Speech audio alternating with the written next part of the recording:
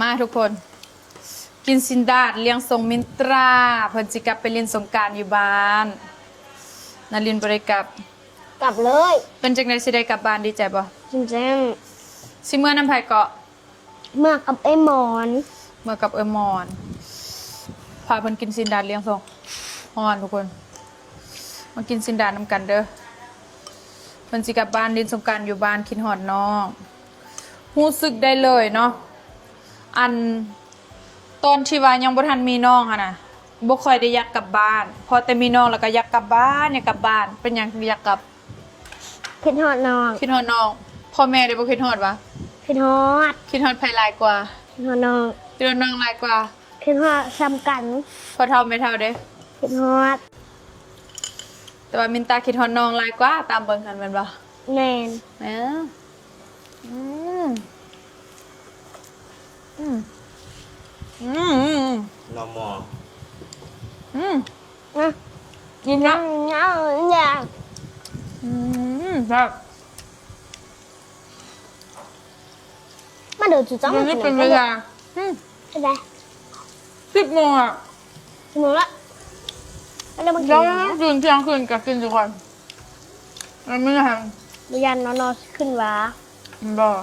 แล้วมันยังทันเลี้ยงส่งมินตาเป็นจะกลับบ้านนะมันจะกลับบ้านกับเป็นสงกรานต์อยู่บ้านบ่คิดฮอดนั้นเล่นไหมบ่ฮู้ฮอดบ้านก่อนจังคิดฮอดบ่ฮู้อีกสิเมื่อกับมอนเพิ่นอย่าเมารถเด้อโดยแซ่บทุกคนอันนี้นะเก็บอยู่หั่นบนปลูกอยู่หั่นธรรมชาติเนาะนี่อันนี้ก็เก็บอยู่หั่นโป๊ครับหมูส่วนลายนะกินดาดนะนี่มักกินแบบน้ำมันสิแหละคือสินดาดเลยนี่บังมาเด้อมากินผักหอเหม็นเบ้อมึงตากับกินผักได้แล้วประหลัดจะกินมันอยู่กับไปงานใครนอนขึ้นกับบ้านใครนอนขึ้นนะใครจะมักไปงานเข้าห้องน้ำสถานห้องน้ำรวมเนาะมีอาการตกค้างไว้รวมพอมีกินหอยบุฟเฟ่กินปรุงประเดกบ่ได้กินแล้วคันนุ่มๆนิ่มๆทุกคนกินโอเครีแพร์2เม็ดก่อนนอนและล้างและเส้นหอยคู่กันเด้อโปร2อย่างคนทึบอันนี้คือเวลาไปใส่ต้องพกพาเด้อเวลาเฮ็ดกิจกรรมเวลาเข้าห้องน้ำเนาะต้องล้างทุกๆครั้งเพราะว่าเฮาบ่ฮู้คนที่กระเจ้าเข้าห้องน้ำก่อนมีโรคประจำตัวอย่างบ่ตกค้างบ่ติดเชื้อราบ่เพราะฉะนั้นต้องล้างแล้วตัวนี้กินปัวภายในถ้าเฮารู้สึกว่าเฮาเป็นเม่นแล้วสามารถกินได้เลยตัวนี้เพราะว่ามันจะปัวมดลูกอย่าเบบมันจะปัวมดลูกทุกคนตัวเนี้ยแล้วก็นี่นี่เห็นนะเอิกมาเกือบสิเข้าเดือนแล้วบ่ได้กินดีท็อกเลยเนาะแต่ว่านอนๆบ่ขึ้นก็เรื่องกินโคตรหลาย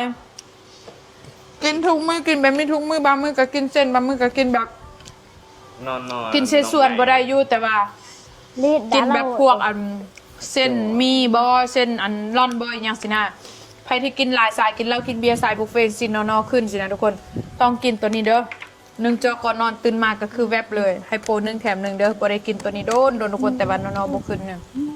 ต้องกินแล้วนะท้องเป็นจังซี่แล้วอยากให้มันเป็นจังซี่นะทุกคนต้องกินตัวนี้เด้อ